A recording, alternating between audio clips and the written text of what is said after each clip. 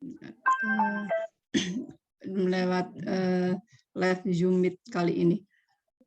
Teman-teman atau kakak-kakak semua, perkenalkan saya Panca. Nama lengkap saya Sri Panca Khatamiastuti.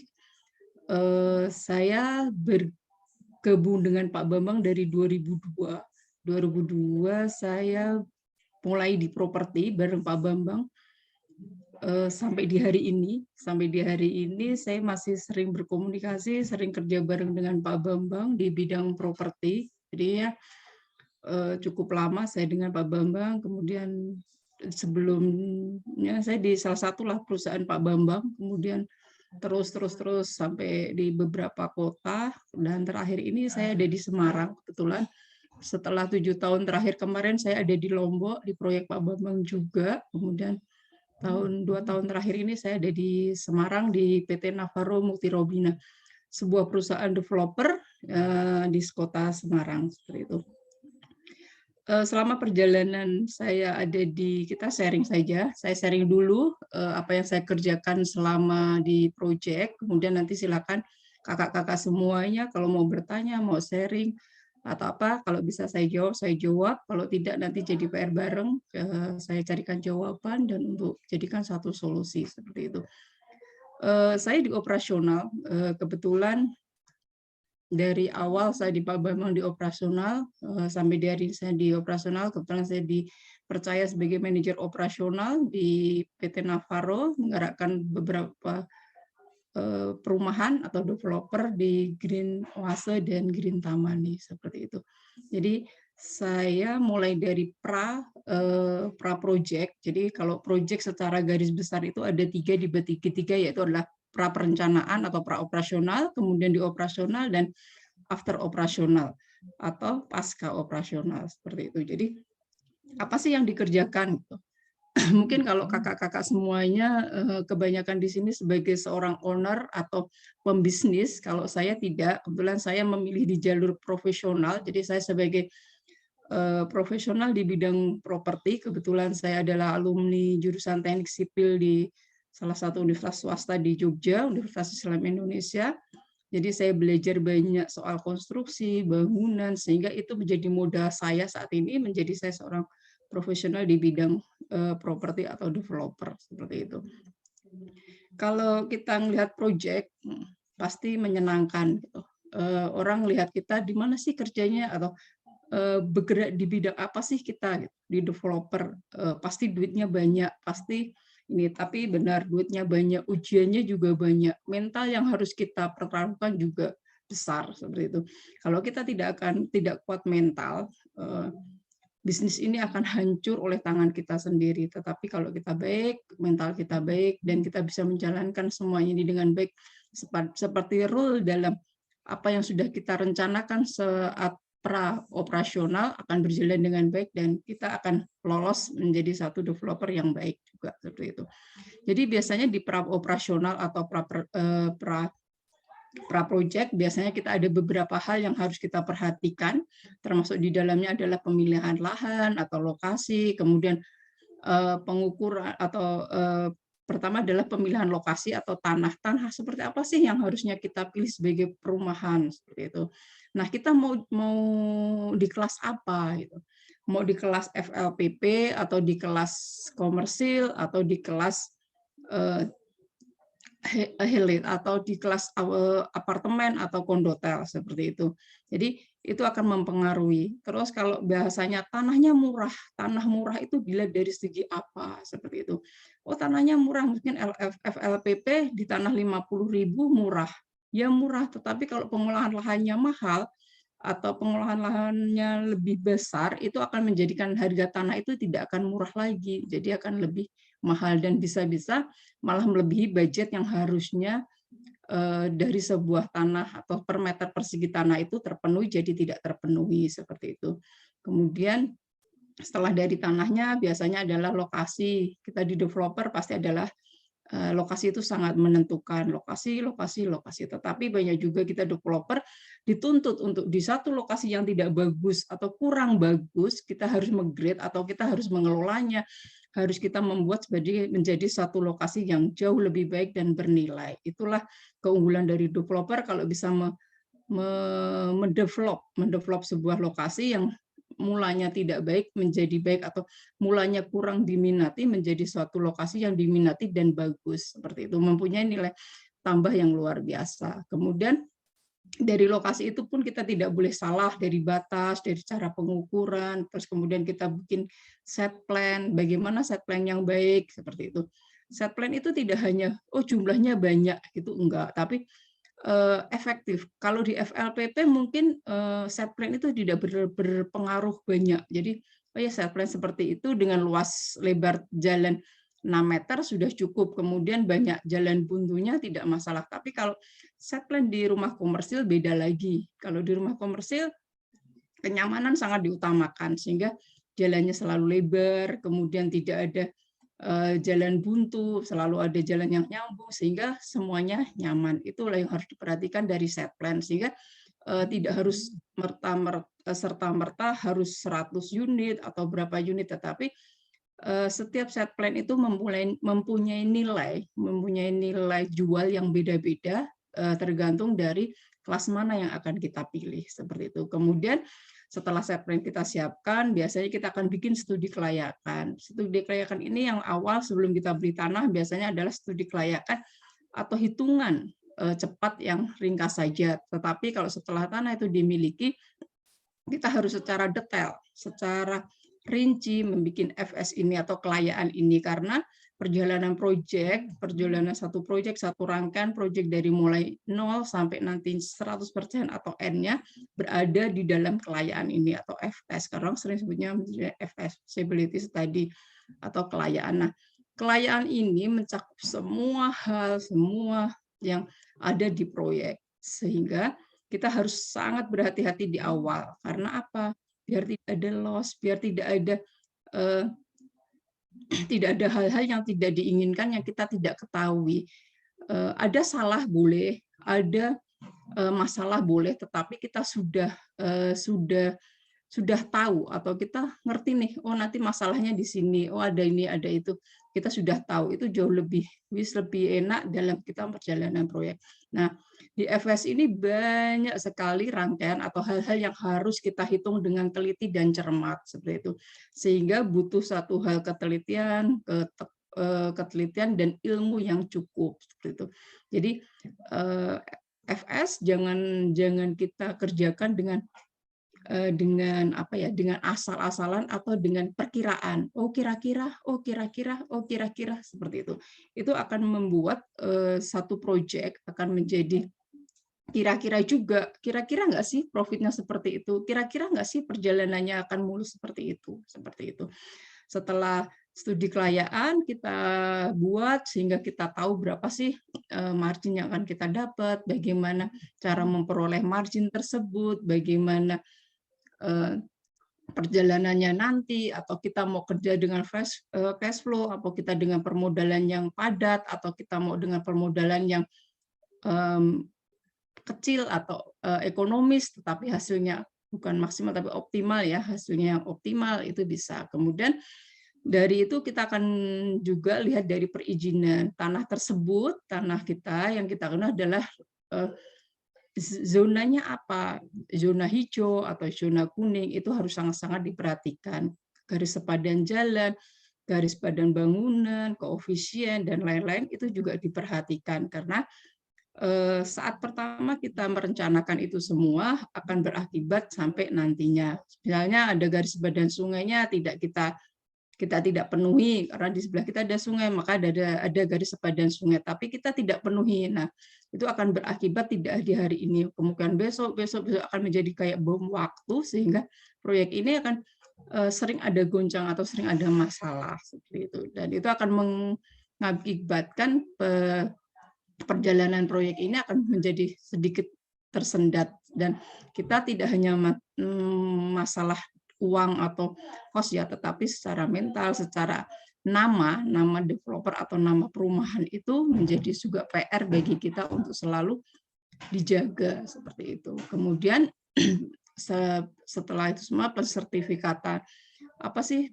sertifikatannya mau seperti apa, mau SHGB, SHM atau apa seperti itu. Secara legalitas berarti ada, secara legalitas tanah ada, secara legalitas proyek juga ada. Jadi kalau di pra-operasional, tahap pra-operasional ini ujung-ujungnya adalah dua hal yang harus kita miliki dalam satu proyek, yaitu sertifikat atau sertifikat dan PBG. PBG itu dulu IMB seperti itu. Jadi dua hal ini harus kita pegang, harus kita bisa miliki di saat praoperasional itu. Jadi rangkaiannya seperti itu di praoperasional. Kalau sudah kita sertifikat miliki atau kita miliki dengan baik, kemudian PBG-nya nanti akan juga keluar dengan baik tanpa ada halangan. Nah, proyek ini bisa dinamakan adalah proyek yang legal atau proyek yang bisa kita jalankan dengan nyaman, tidak melanggar aturan yang ada di dalam negara Republik Indonesia ini. Seperti itu pra-project. Jadi kalau teman-teman mungkin ada informasi, ada kelas di bulan Maret itu soal FS dan studi itu lebih ke dalam pra-perencanaan proyek. Jadi di pra-perencanaan proyek itu kita akan dibahas tuntas biasanya soal bagaimana sih kita mengoptimalkan set plan, biasanya seperti itu. Kemudian kedua adalah bagaimana kita mengolah lahan, pengolahan lahan.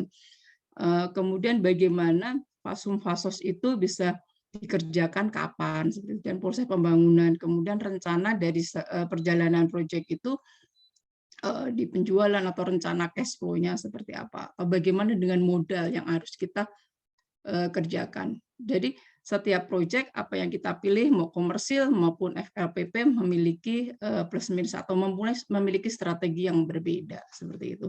Itu di praoperasional, kemudian nanti di operasional. Tahap operasional itu mulai dari pematangan lahan, pengolahan lahan, terus kemudian penjualan. Ya, yang tidak kalah serunya adalah di penjualan karena apapun developer penjualan itu menentukan, karena dengan penjualan biasanya penjualannya bagus ya insya Allah cash flow-nya bagus sehingga perjalanan proyek ini juga akan bagus gitu. Kalau penjualannya lama sudah FLPP penjualan lama itu nanti akan menggerus profit atau tidak akan menjadi satu hal proyek yang baik seperti itu.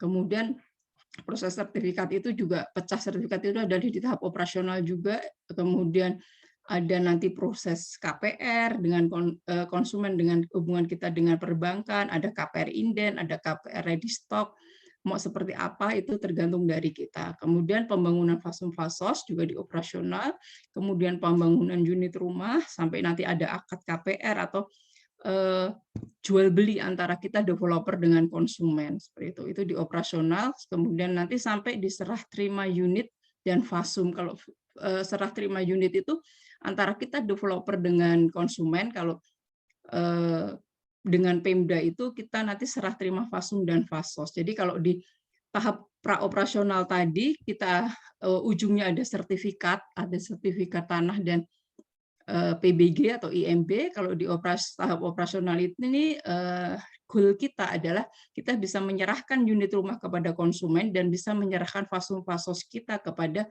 pemerintah setempat atau Pemda seperti itu. Kemudian tahap ketiga adalah tahap praoperasional. Tahap praoperasional ini biasanya dijalankan oleh para developer untuk komersil. Jadi kalau beberapa developer FLPP itu belum banyak yang menjalankan tahap praoperasional. Jadi tahap praoperasional ini seperti manajemen estate. Jadi pengolahan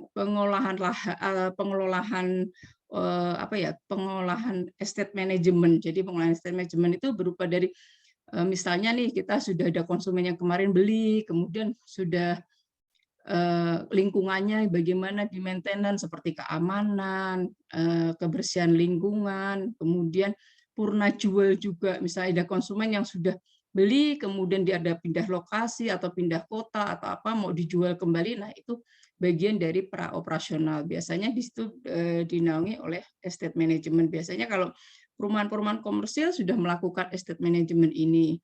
Jadi pengolahan lingkungan setelah perumahan ini lepas dari developer. Itu juga menjadi satu bagian dari developer yang biasanya dibagi dengan manajemen estate di dalam kelompok kecil lah, kelompok kecil perusahaan atau biasanya di anak perusahaan dari developer itu untuk mengelola manajemen estate ini, termasuk dari nanti pengolahan air bersih misalnya, atau hal-hal lain yang menyangkut dari umum, hal-hal umum dalam lingkungan developer tersebut atau perumahan tersebut begitu. Jadi kalau rangkaian perumahan yang saya jalankan selama ini seperti itu. Jadi ada biasanya saya bagi 3, praoperasional, operasional, dan pasca operasional. Seperti itu kakak-kakak semua yang hari ini hadir. Itu itu deh sharing saya. Jadi kalau beberapa teman biasanya bilang, kenapa nggak jadi developer? Ya saya karena memilih saya menjadi profesional di developer karena secara mental kalau jadi developer itu harus jauh lebih kuat seperti itu. Karena kakak-kakak semua juga tahu kan developer itu duitnya banyak gitu. Kalau kita mentalnya tidak secara kuat, bahaya bagi kita, bagi proyek kita seperti itu. Jadi saya memilih untuk menjadi profesional. Jadi selama ini saya menjalankan proyek-proyek dari owner, dari perusahaan-perusahaan yang mempercayakan proyeknya itu kepada saya, mulai dari praoperasional sampai di operasional, sampai di hari ini kita sudah menjalankan juga pasca operasionalnya, seperti itu. Itu dari saya sekelumit. Mungkin ada yang mau ditanyakan atau yang mau dibahas lebih lanjut, monggo saya persilahkan kepada kakak-kakak semua yang hadir di sini. Begitu Kak Ani. Buat teman-teman yang ingin bertanya. Ada pertanyaan nih dari di ini nih, di mana? Di chat.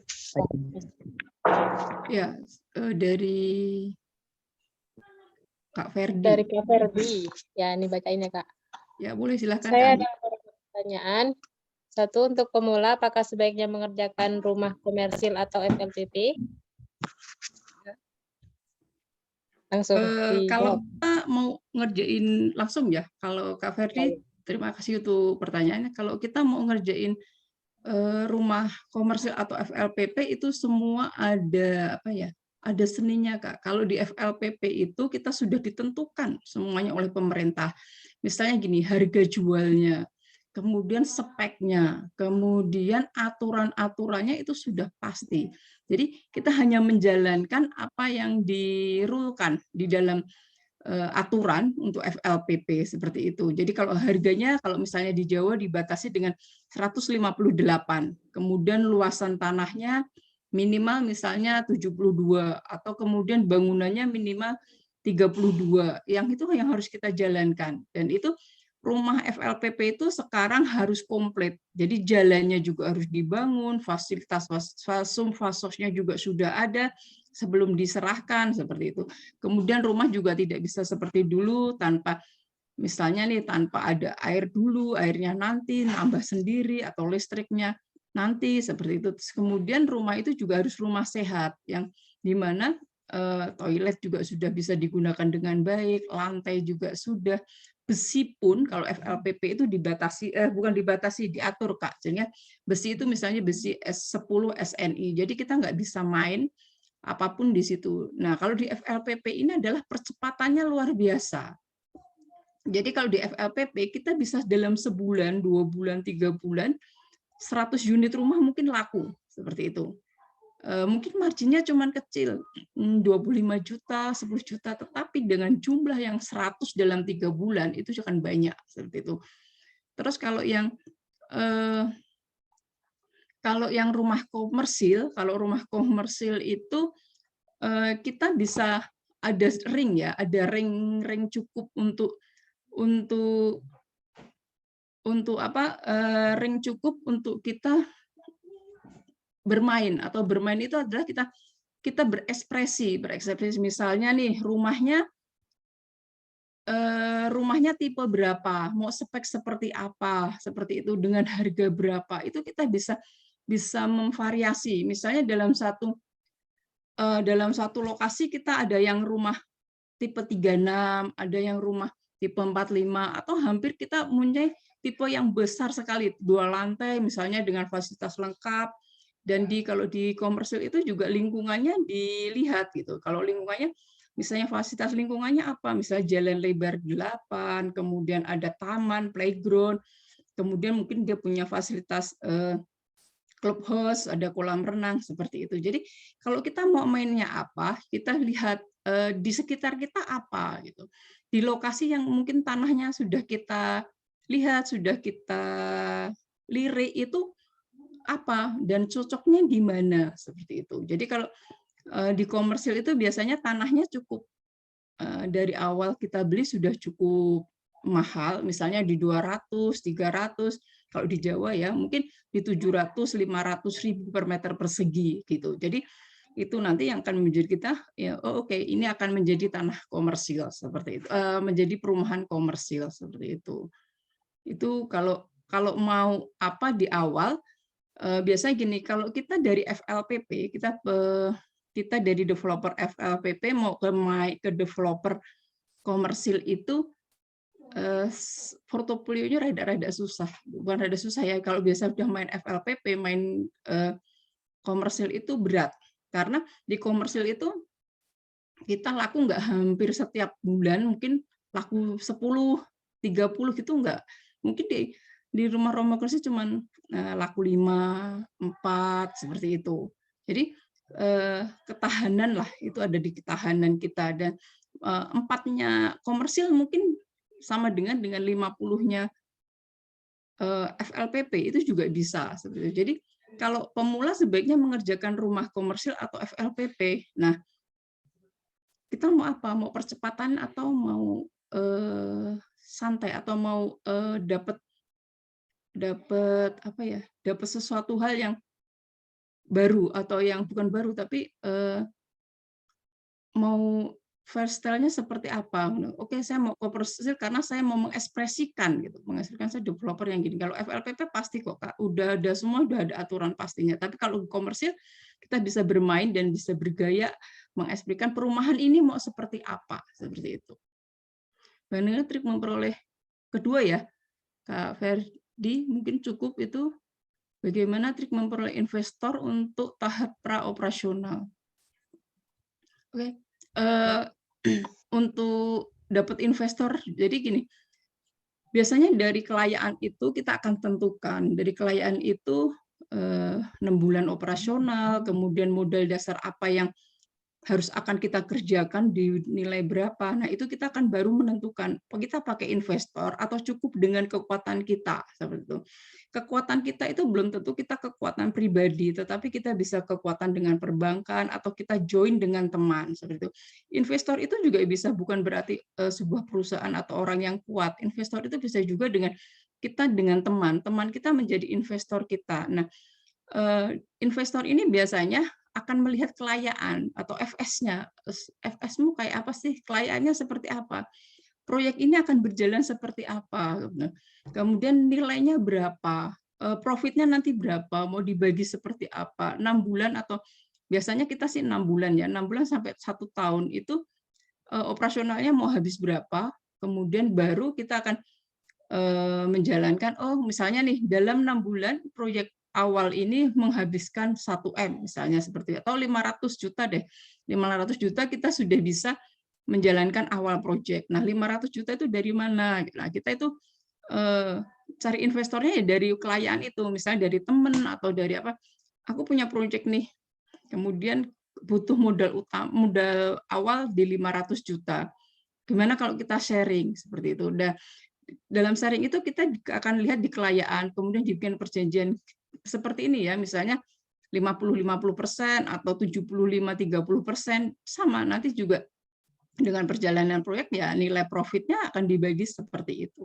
Kalau biasanya kita mendapat investor seperti itu, Kak. Jadi bisa juga kalau kita yakin nih, oh cuma dengan 500 juta nih saya bisa menjalankan proyek ini, kemudian sertifikat saya untuk tanah ini oke, sudah bebas, sudah kita bisa dengan pihak perbankan seperti itu. Jadi kita pinjam dengan perbankan dengan 500 juta kita jalankan proyek ya, itu proyek itu menjadi proyek kita pribadi seperti itu, atau perusahaan kita pribadi, perusahaan kita saja tanpa ada investor.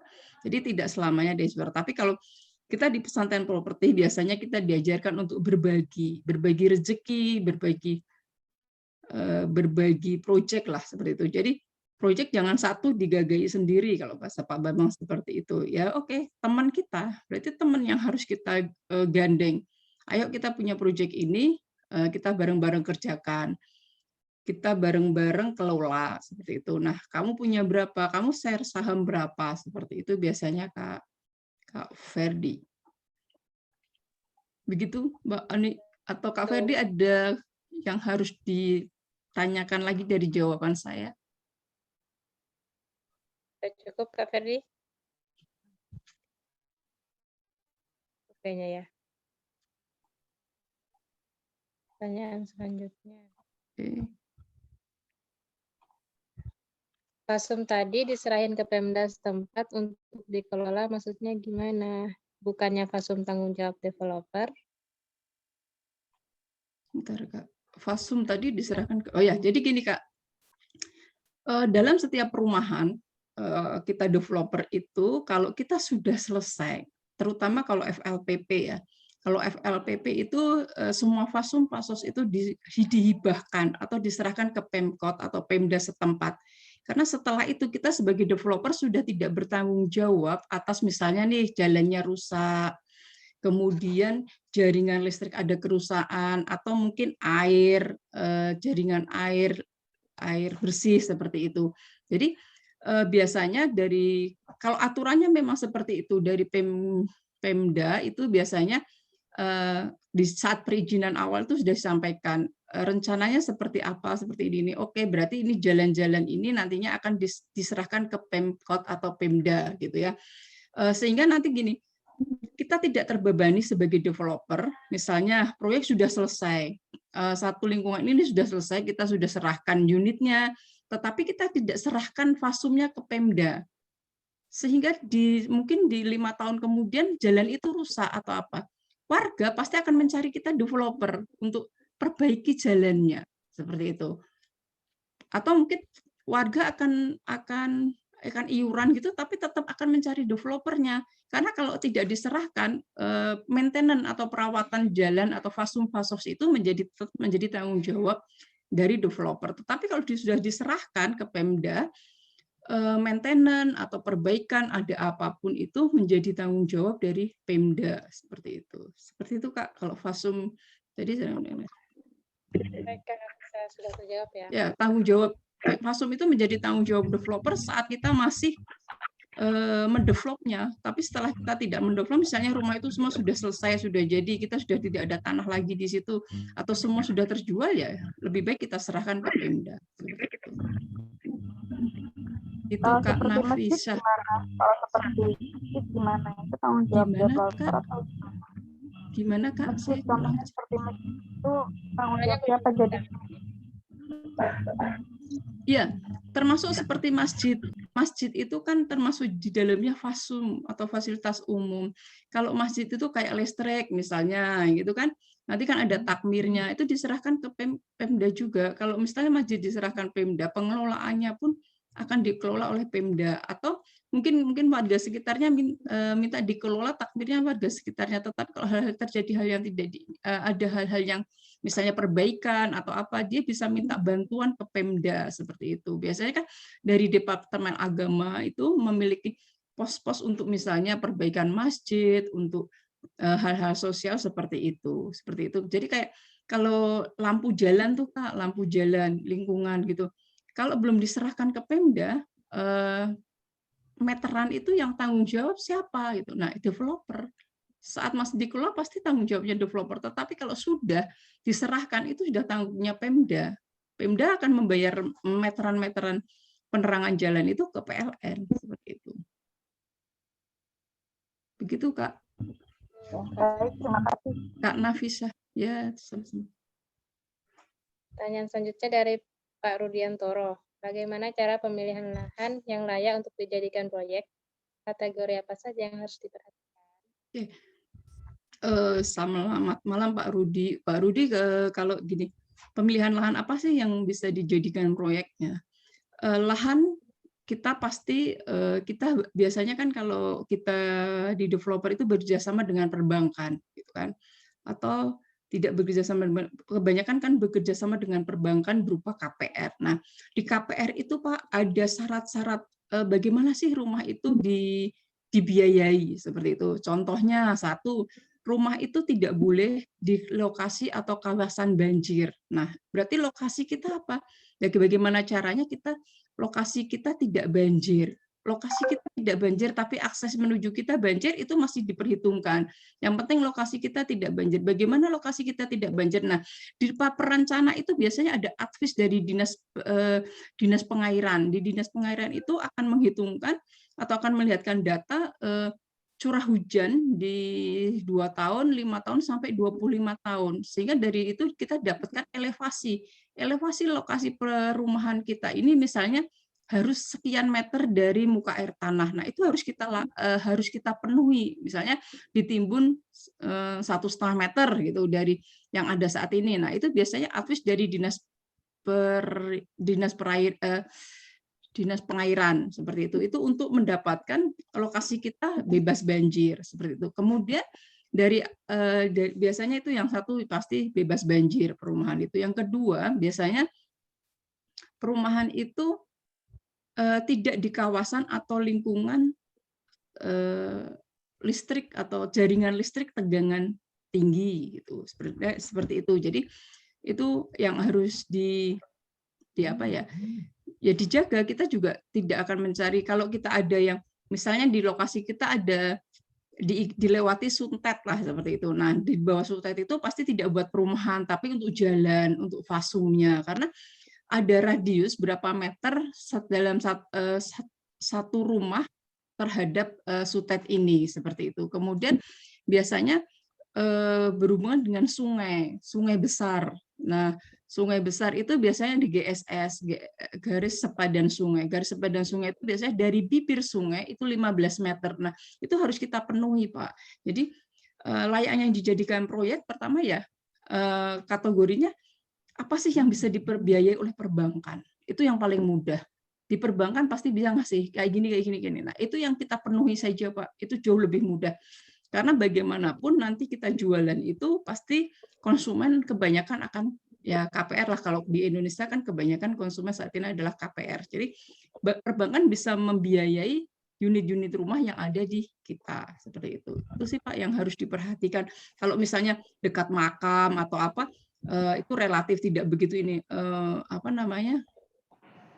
perbankan masih bisa kok membiayai perumahan yang dekat dengan makam. Terus kemudian biasanya jalan aksesnya perbankan saat ini membatasi minimal jalan lingkungan atau jalan yang menuju ke developer atau ke perumahan kita itu minimal di 5,5 lah. 6, rata-rata sekarang sudah 6. Jadi dan kita harus mencari jalan selebar lebar atau jalan lingkungan yang menuju ke perumahan kita itu juga di 6 seperti itu. Itu Pak Rudi. Mungkin cukup. Dari Pak Juwadi Nganjuk. Kak, saya kurang dengar deh. Manajemen estate itu jika hanya 65 unit rumah, jika diadakan apakah perlu diperhitungkan anggaran operasionalnya, Kak? Bentar ya, mengenai manajemen estate itu jika hanya 65 unit juga diadakan apakah perlu perhitungan anggaran operasional? Ya. Jadi gini, kalau manajemen estate dengan 65 unit itu biasanya kita hitungkannya adalah bagaimana operasional misalnya kayak gini nih, satpam, ya security kalau di dalam 65 unit misalnya kita security-nya ada 5, bagaimana darangan 65 unit ini kita bisa membayar security dengan 5 security. 5 security itu biasanya dengan 2 shift berarti 12 jam, 2 jaga, 1 off. Shift pagi, shift malam, 1 off seperti itu. Itu biasanya di 5 orang. Kemudian biasanya adalah kebersihan lingkungan. Ada bagian atau kalau 65 itu biasanya 2 sampai 3 orang untuk kebersihan lingkungan yang setiap hari menyapu jalan lingkungannya seperti itu. Kemudian untuk listrik. Nah, itu kita hitung Pak Juwadi.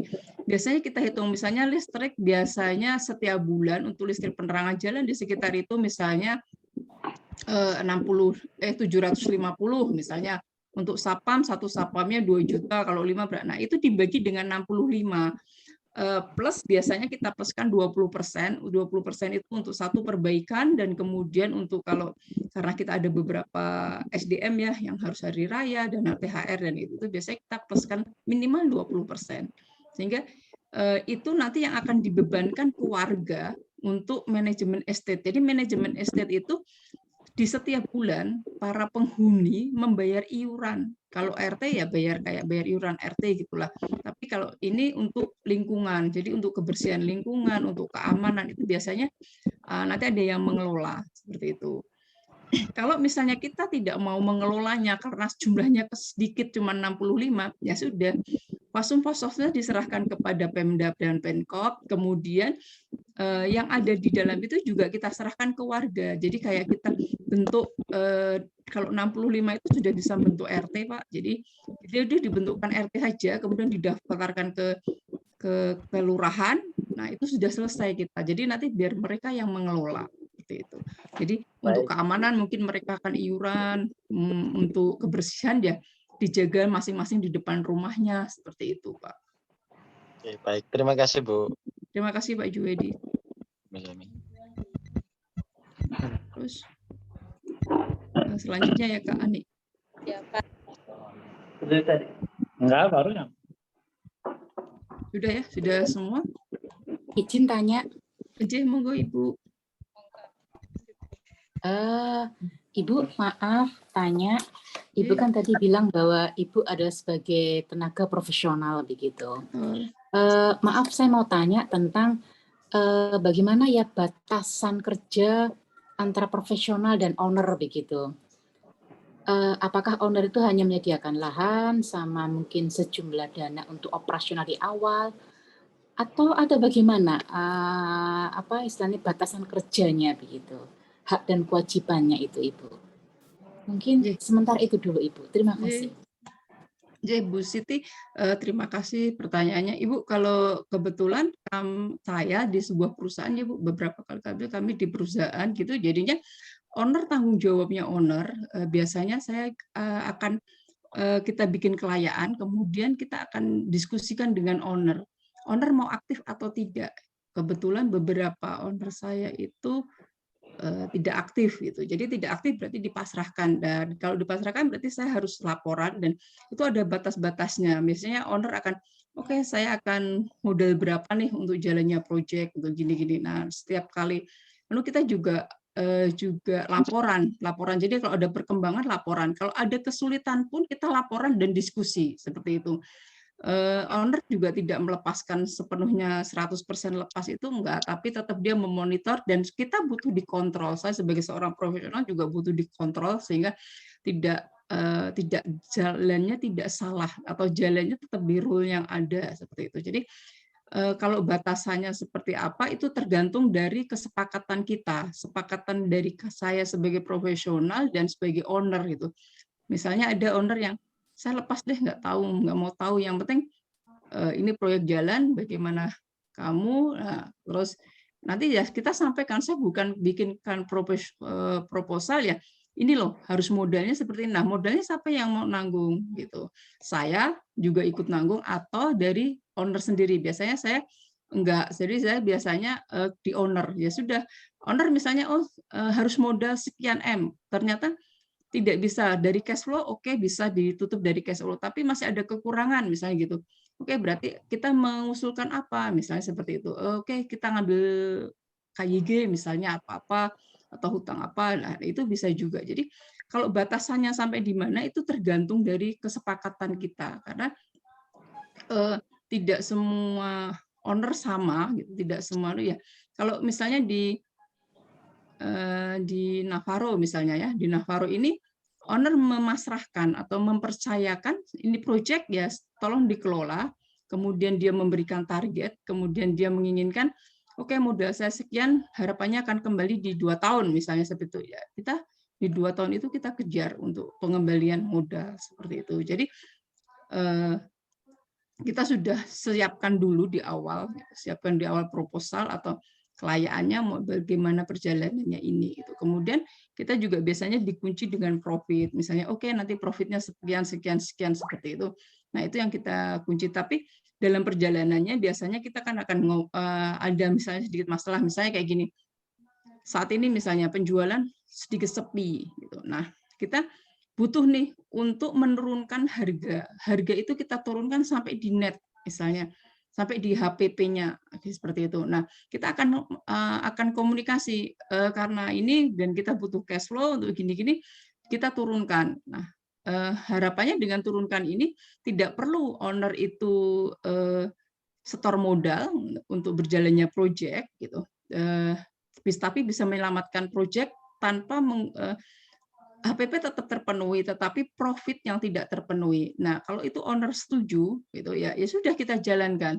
Berarti nanti kita akan terus berarti biasanya mereka akan bisa nggak setelah ini harga yang lain dinaikkan atau nanti ada kenaikan harga. Nah, jadi kita loss di profit yang untuk menggerakkan, kita juga bisa menaikkan setelah itu harga sehingga profit yang loss ini bisa ditutup seperti itu, Bu. Jadi kalau batasannya seperti apa?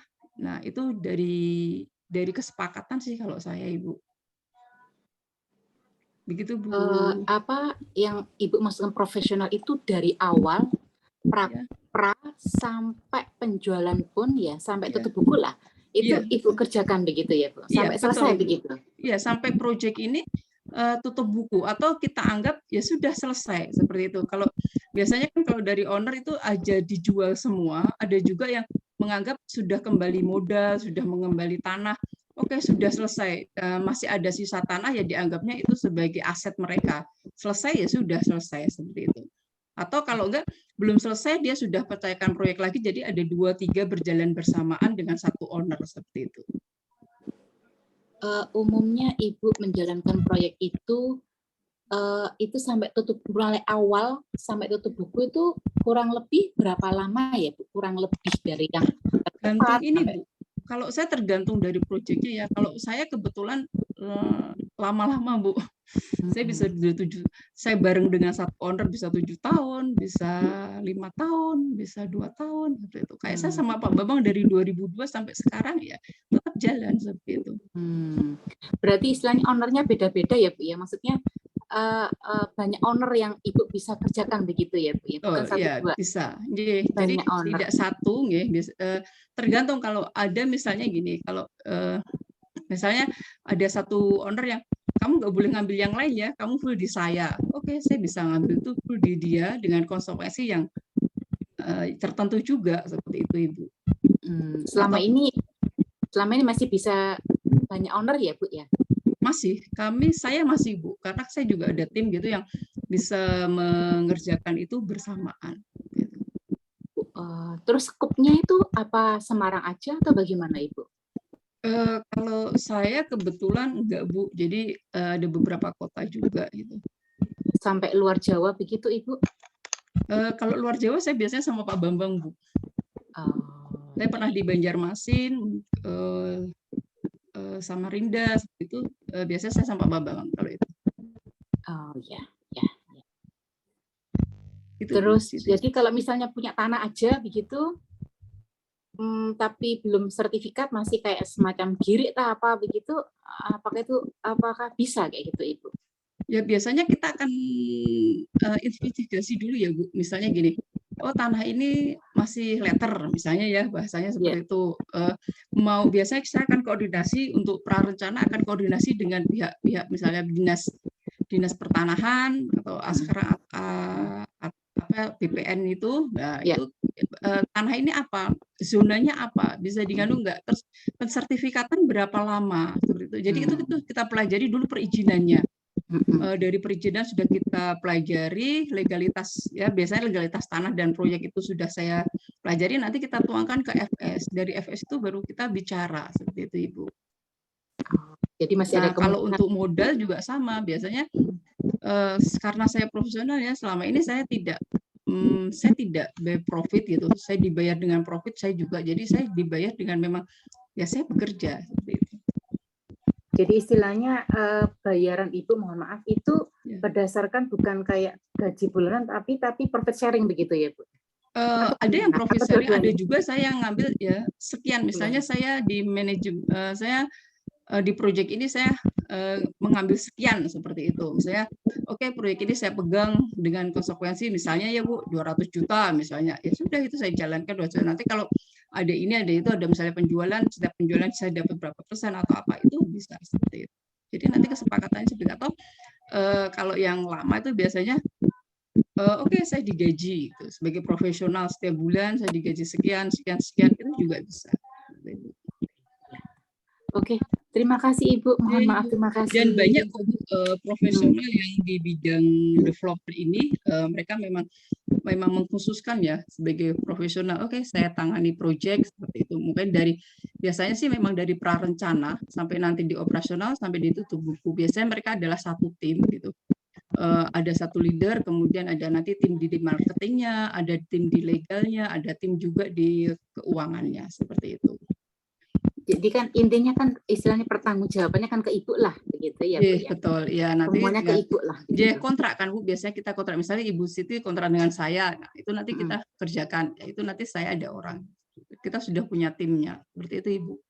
Oke, jadi kemanapun masih bisa lah ya Bu ya, karena ada timnya gitu ya. Mungkin bisa Bu, tergantung dari proyeknya. Ya. Ibu, terima kasih. Auja, tanya lagi, apakah ada batas minimal kayak luas tanah sekian-sekian begitu Ibu? Kalau kita sih itu tergantung dari lokasi ya Bu. Kalau lokasinya misalnya jauh nih, saya ya biasanya saya tanam tim Bu. Biasanya kita tanam tim di sana sehingga juga mobilisasinya tidak kos untuk perjalanan dan lain-lainnya minimal seperti itu. Kemudian kalau luasan berapa ya biasanya kita berhitung gitu, berhitung. Yeah. Kalau misalnya nih luasnya cuman kayak yang ini nih baru saya ada di mana kemarin di Kota Bogor, di kota wisata itu cuman 26 unit misalnya kayak gitu ya, saya akan pegangnya di kayak konsultannya saja. Oke, semuanya saya bereskan, saya tatakan, silahkan nanti dijalankan dengan pantauan dari kami seperti itu Ibu. Ya, terima kasih ya Bu. Sama-sama Bu Siti. Kalau misalnya ingin tahu kontaknya itu Bu, di mana ya Bu ya? Waktu itu aja Bu, dari Pesantren Properti. Okay. Saya anggap saya apa ya? Saya di situ kok Bu. Oke, terima kasih. Ya boleh. Mohon izin tanya Ibu. Bapak. Ya, itu tadi menarik ada FLVP. Ya. Kita belum paham itu bagaimana persyaratan dan cara mendapatkannya. Kan itu ada pembiayaan dari pemerintah kayaknya. Betul, ya. FLPP itu adalah fasilitas likuidasi pembiayaan perumahan. FLPP itu jadi fasilitas likuidasi pembiayaan perumahan yang diadakan oleh pemerintah. Jadi diatur oleh pemerintah. Kalau di eranya Pak Jokowi ini bahasanya adalah 10.000 unit rumah atau 10 untuk rakyat seperti itu. Jadi FLPP ini biasanya bukan biasanya, aturan-aturannya jelas Bapak. Jadi misalnya nih lahannya, kemudian harga jualnya. Yang dikunci itu biasanya kalau FLPP itu adalah harga jualnya. Di setiap daerah mungkin beda-beda gitu. Setahu saya juga beda-beda. Kemudian kalau di Jawa itu saat ini 158 juta harga jual unit rumahnya seperti itu. Nah, kemudian nanti ini adalah untuk rumah pertama dari konsumen atau pemilik itu memiliki ini rumah pertamanya, kemudian penghasilan di antara 4 jutaan gitu, ya, itu sudah ada aturannya, itu untuk konsumennya. Kemudian untuk kita developer, biasanya adalah kita PT, perusahaan yang bergabung dalam satu asosiasi perumahan atau pengembang, seperti itu. Kemudian kita harus mentaati aturan-aturan yang ada, seperti spek pembangunan, itu harus dipenuhi, kemudian koefisien bangunan, kemudian fasum-fasosnya, dan lain-lainnya itu harus dipenuhi, Pak. Seperti itu. Siap, Bu. Kalau peruntukan tanahnya itu apakah kita harus yang cari atau mereka yang tentukan, Bu, pemerintah? Kita yang cari, Pak. Kita yang cari, kemudian kita sudah dapat, kita ajukan, Pak. Biasanya kita nggak ajukan sih, kita lewat asosiasi, difasilitasi untuk, oh ya ini direkomendasikan sebagai developer yang mengerjakan FLPP seperti itu, Pak. Luas tanahnya minimal, Bu? Kalau luas tanah keseluruhan itu tidak ada minimalnya, Pak, tapi dalam satu unit biasanya di 70-an, Pak. Kalau di Jawa 72 meter persegi. Bukan, Bu, unitnya, Bu. Maaf. Kalau unitnya nggak ada batasan, Pak. FLPP, tapi karena FLPP itu kan gimana ya, marginnya sedikit ya, Pak. Jadi biasanya minimal pengusaha FLPP itu ngerjainnya di atas 100, Pak, 100 unit. Siap. Mungkin ada samanya dengan RSS ya, Bu ya? Dulu RSS, Pak. Kan siap. nggak boleh, Pak, RSS kan itu rumah sangat sederhana gitu kan. Sangat sederhana Siap, itu. siap. Kayaknya Kalau kesannya yang nggak dulu layak. rumah sederhana itu kan kebanyakan, maaf ya, kemudian air ditinggal, listrik tidak ada, rumah sudah unit jadi tetapi tidak ada fasilitas untuk konsumen atau penghuni itu untuk huni gitu. Jalan belum jadi atau apa. Nah, sekarang difasilitas oleh pemerintah itu berupa FLPP, sehingga fasosnya pun itu nanti akan diganti oleh pemerintah walaupun tidak 100% seperti itu. Diganti kalau nggak salah ada yang 75%, ada yang itu diajukan, Pak. Jadi kayak jaringan listrik, jalan, proses pembangunan jalan atau dirembeskan lah seperti itu, pembikinan jalan itu dirembeskan kalau FLPP. Seperti itu, Pak. Siap, Bu. Ya, terima kasih penjelasannya, Bu. Ya, Ibu. Maaf, Kak. Ya, mungkin karena keterbatasan waktu ya. Pertanyaannya mungkin satu pertanyaan lagi. Boleh? Ya. Monggo, Bu Siti. Mungkin pertanyaan terakhir. Iya. Tadi kan tanah untuk FLPP, apakah itu harus dikuasai penuh oleh PT ya, Ibu ya? Iya. Harus atas nama PT. Iya, dan kalau harus FLPP itu harus nama PT, nggak bisa perorangan. Oh, harus nama PT dan harus sudah terbangun rumahnya gitu ya, Bu ya? Kalau FLPP itu kan gini, Bu, percepatan ya, biasanya dia akad itu setelah rumah jadi. Jadi biasanya kalau developer FLPP itu mengambil KYG, kredit konstruksi, kredit kriya yasa oleh PTN atau jadi dibiayai pembangunannya, kemudian setelah jadi nanti konsumennya akan akad dengan bank tersebut, Ibu. Berarti kita sebagai developer harus bermodalkan tanah itu ya, yang sudah atas nama PT, baru bisa bekerja, baru bisa menjual begitu, Ibu. Betul, Ibu, seperti itu. Jadi kalaupun tanahnya itu misalnya sudah kita kuasai, Ibu, belum pecah, belum apa, kita pecah di lewat notaris, dan notaris itu bekerja sama dengan perbankan, itu bisa dijalankan. Jadi proses pensertifikatan berjalan, proses pembangunannya berjalan, Ibu. Barengan. Nanti saat rumah sudah jadi, sertifikat itu sudah pecah, barengan. Jadi bisa diakadkan.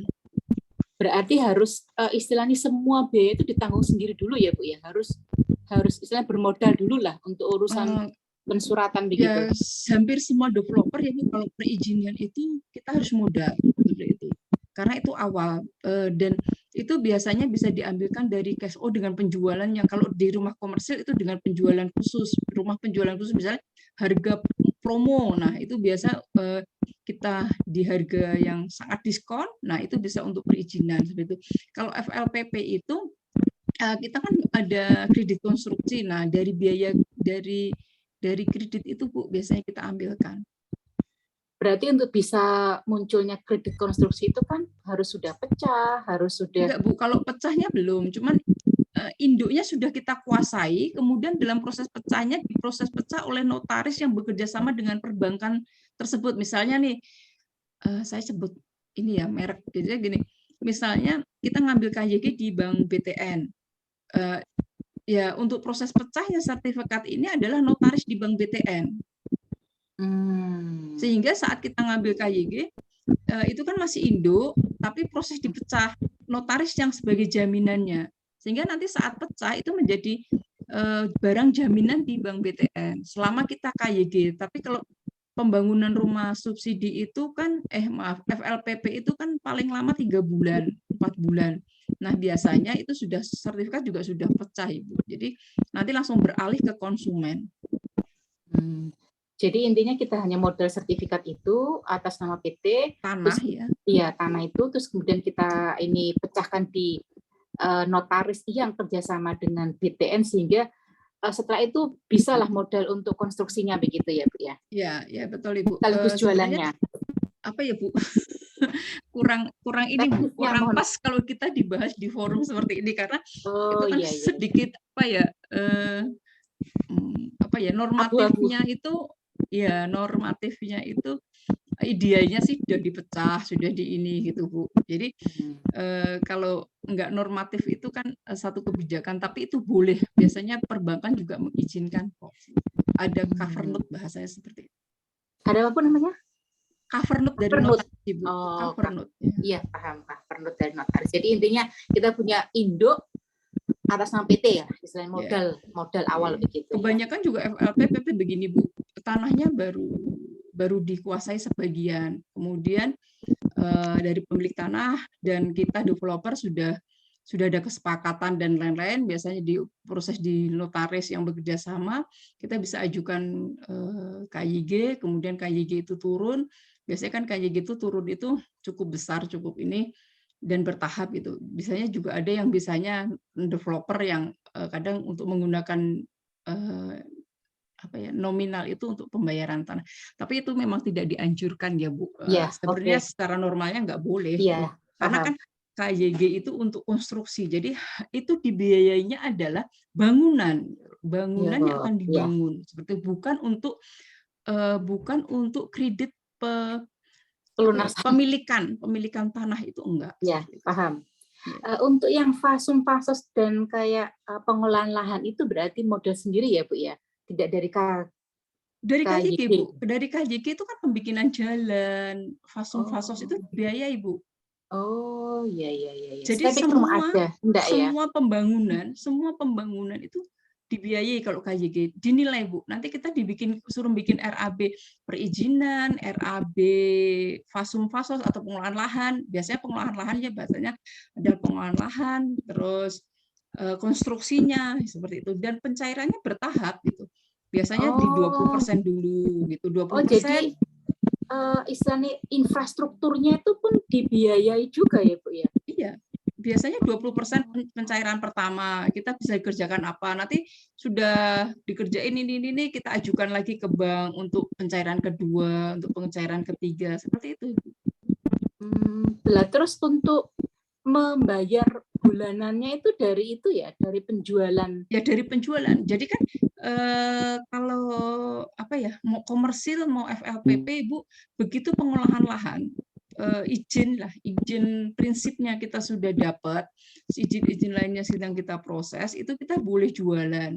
Tapi jualannya ada bahasanya adalah titip, ya titip NUP, pesan kafling seperti itu titip dulu, titip pesan. Nah, dari titip pesan ini kan konsumen bisa uang tanda jadi, mulai cicil DP dan lain-lain seperti itu kan. Kalau DP kita kan ada 10%, ada yang 30% seperti itu. Nah, uang DP inilah yang kita gunakan Ibu.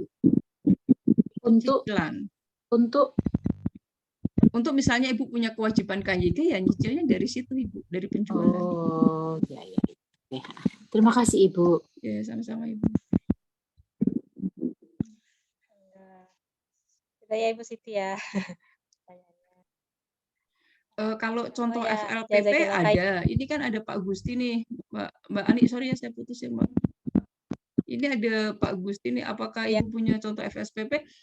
Kalau contoh FLPP itu ada. Kemudian kan kebetulan dia di pesantren properti besok di tanggal berapa ya? 17-18 itu ada kelas FLPP dan di situ dibahas FS dan lain-lainnya di situ.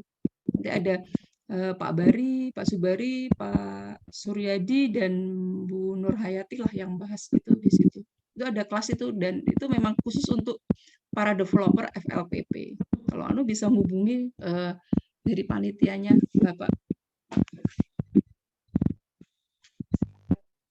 Monggo Mbak Ani, ada lagi. Kak Ani silakan. Jazakallah khair Kak. Ya, atas materi serta jawabannya. Semoga bagi pertanyaan bisa terjawab ya. Dan yang belum terjawab bisa ditanyakan di kesempatan lain atau bisa main-main ke Sentolo. Mohon maaf bagi teman-teman yang belum kesempatan karena kita keterbatasan waktu ya. karena keterbatasan waktu. Ini udah masuk jam 9:13. Mungkin sekian ya Kak Panca dan teman-teman sekalian. Kalau teman-teman Sesi mau kelas lebih dari- dalam, mungkin bisa ikut kelas ya, ikut kelasnya di di pesantren properti, karena biasanya di kelas itu jauh lebih detail dihitung. Kemudian kita juga dikasih contoh-contoh, misalnya KFS, kayak bagaimana sih sebenarnya mengisi FS itu atau studi kelayakan itu menghitungnya dengan baik, kemudian bagaimana kita akan bekerja sama dengan perbankan, bagaimana kita dengan legalitas, bagaimana kita dengan perizinan, biasanya dituntas A sampai Z-nya di situ dengan baik. Sebenarnya sehingga kita dalam menjalankan proyek itu kita sudah mempunyai ilmunya, punya teorinya, sehingga kita prakteknya nanti kalau punya ilmunya, punya teorinya, saat dipraktek ada pun halangan itu kita sudah tahu, sudah kalau seperti ini karena perizinannya seperti ini ya saya harus seperti ini. Mungkin teman-teman bisa gabung di sana gitu, atau mungkin di kelas-kelas Selasa malam ini kalau kita tidak membahasnya terlalu banyak mungkin bisa, karena misalnya kita bahas FS saja gitu. Nah, karena FS itu biasanya kita contohin, kita mulai dari kasus dulu. Nah, FS yang mau dibuat FS apanya? Set plan-nya seperti apa? Kemudian baru kembali ke FS. Tidak serta-merta kita hanya langsung FS diisi, itu tidak bisa. Nanti hasilnya kita nggak akan ngerti. Seperti itu sih, Mbak Ani, dari saya.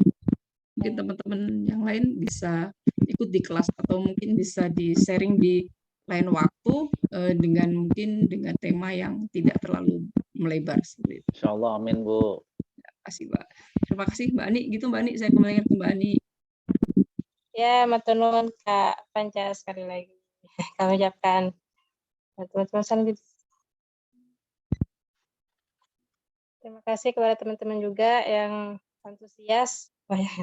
Semangat semua ini ya. Semangat. Sudah mengikuti kelas hari ini hingga selesai. Demikian untuk malam hari ini. Matur nuwun Kak Panca, dan sebelum Terima kami kasih. tutup ada Terima kasih. sedikit informasi buat teman-teman dari bagian program. Insya Allah akan dijelasin oleh Kak Putri. Ya kan Kak Putri? Oke, baik, terima kasih Mbak Ani atas waktunya. Terus saya juga mau menyapa Kak Panca ini, terima kasih, ilmunya sangat banyak ya yang bisa diambil sama teman-teman. Karena keterbatasan waktu, jadi mungkin banyak ya materi yang belum tersampaikan. Tadi itu masih sebagian kecil gitu dari properti gitu yang teman-teman perlu highlight gitu kan, apalagi di keuangan yang merupakan fondasi dari properti itu sendiri. Nah, teman-teman, perkenalkan kembali ya, tadi sudah dikenalkan. Jadi saya Putri, gitu, salah satu tim program dari Pesantren Properti. Nah, dari tadi Kak Panca sendiri sudah menyinggung perihal kelas ya. Jadi informasi aja untuk teman-teman, kita masih membuka pendaftaran kelas FLPP yang akan dilaksanakan di minggu ini, tepatnya di hari Jumat, Sabtu, dan Minggu besok, di tanggal 17-18 itu. Jadi teman-teman yang mungkin masih belum berkesempatan untuk daftar gitu, kami masih membuka pendaftaran untuk teman-teman bisa ikut di dalam kelas FLPP. Kelas FLPP itu termasuk kelas yang khusus ya teman-teman, khusus membahas, mengupas tuntas tentang FLPP. Terus juga akan ada praktisi-praktisi lain gitu kan, praktisi-praktisi di dunia FLPP tentunya yang sudah berkecimpung di FLPP sudah cukup lama gitu. Terus nanti juga didampingi oleh Pak Bambang juga dari pembina pesantren properti juga. Nah, jikalau teman-teman masih belum ada waktu nih buat di FLPP, teman-teman bisa gabung di kelas selanjutnya, yaitu kelas 3 hari bootcamp properti. Bedanya adalah kelas bootcamp properti ini akan menyampaikan atau kami akan di program itu ada beberapa yang akan kita sampaikan atau kita materinya itu terkait dengan kenapa sih bisnis properti itu modalnya kok lebih kecil gitu. Biasanya lebih kecil dibandingkan bisnis yang lain. Terus ada pemilihan lokasi, lalu ada permodalan berbasis negosiasi, lalu ada analisis kelayakan, legalitas, lalu langkah-langkah sederhana, langkah-langkah kecil untuk memulai bisnis properti itu seperti apa sih? Ketika kita cuma punya modal sedikit, ketika kita memiliki lahan sendiri, atau ketika kita punya lahan tapi itu tanahnya tanah waris. Nah, itu akan insya Allah akan disampaikan di kelas 3 hari bootcamp properti gitu kan. Nah, untuk pematerinya itu langsung dengan Ketua Pembina Pesantren Properti gitu kan, udah 25 tahun lebih berkecimpung di dunia properti. Insya Allah pengalaman beliau dalam dunia properti tidak usah diragukan lagi ya. Jadi teman-teman bagi yang belum berkesempatan untuk ikut di program yang kemarin-kemarin, boleh silakan mendaftarkan di program bootcamp properti. Karena kuotanya kita batasi, jadi kuotanya terbatas hanya untuk 50-60 orang per batch-nya. Jadi teman-teman sebelum ada perubahan terkait dengan mungkin kedepannya nanti seperti apa, atau ketinggalan kelas yang sekarang, nah itu teman-teman monggo segera menghubungi admin yang tertera di bawah itu. Jadi teman-teman mungkin cukup sekian aja yang bisa saya sampaikan. Nanti teman-teman bisa dibantu admin untuk menuliskan nomornya. Jadi nanti teman-teman bisa mendapatkan informasi lebih lanjut. Mungkin nanti akan dimasukkan ke dalam grup untuk kita berkomunikasi terkait dengan program yang ada di pesantren itu. Sebenarnya banyak program yang di pesantren, cuman kalau dijabarkan nggak selesai ini satu malam. Jadi teman-teman mungkin 2 program itu yang terdekat dalam waktu ini, di bulan ini dan bulan depan, insya Allah ini juga akan ada kelas terkait dengan FPS, Financial Engineering. Nanti mungkin di next time kita akan jelaskan lebih detail. Mungkin itu saja Mbak Ani atas waktunya. Terima kasih banyak. Assalamualaikum warahmatullahi wabarakatuh. Waalaikumsalam warahmatullahi Waalaikumsalam warahmatullahi Terima kasih wabarakatuh. semuanya. Terima kasih. Jadi dari Pesantren Properti sedang berusaha menyediakan berbagai macam program pengembangan properti yang inovatif untuk membantu teman-teman dalam mencapai tujuan propertinya. Karena tadi katanya Kak Panca juga ya, menjadi developer itu nggak mudah. Bisa banyak ininya. Ya mungkin itu saja dari kami. Sekali lagi matur nuwun Kak Panca atas waktunya, atas ilmunya. Terima kasih juga semuanya atas waktunya dan kesempatannya bisa bergabung bareng di malam ini. Semoga membawa pengalaman yang baik buat teman-teman, juga Amin. ilmu yang baik, keberkahan buat kita semua. Amin. Amin ya rabbal alamin. Terima kasih semuanya. Mohon maaf bila Terima ada kasih, Bu. kata yang kurang pas atau tidak berkenan, itu dari saya. Tapi kalau ada baiknya itu dari Allah Subhanahu wa Ta'ala. Terima kasih semuanya. Saya tutup ya Mbak Andi. Ya, Terima kasih semuanya. Assalamualaikum warahmatullahi wabarakatuh. Waalaikumsalam warahmatullahi wabarakatuh. baik. Terima kasih Demikian Mbak atas- Ani. Ya, terima kasih.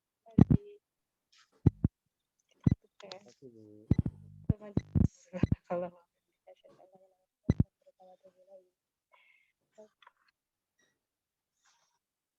Assalamualaikum warahmatullahi wabarakatuh.